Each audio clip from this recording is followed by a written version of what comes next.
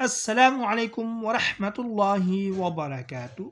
دوستو، جب کسی کی تعزیت کرنے جائیں تو سلام کے بعد اسے یوں دعا دیں: بسم اللہ الرحمن الرحیم، ان للہ ما اخذ وله ما اعطى وَكُلٌّ عِندَهُ بِأَجَلٍ مُّسَمًّى فَاصْبِرْ وَاحْتَسِبْ۔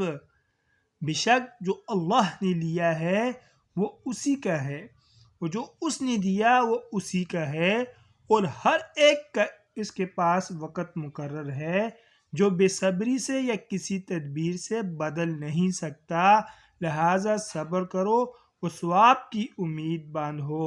دوستوں، مزید اچھی ویڈیوز کے لیے چینل کو لازمی سبسکرائب فرمائیں۔ جزاکم اللہ احسن الجزاء۔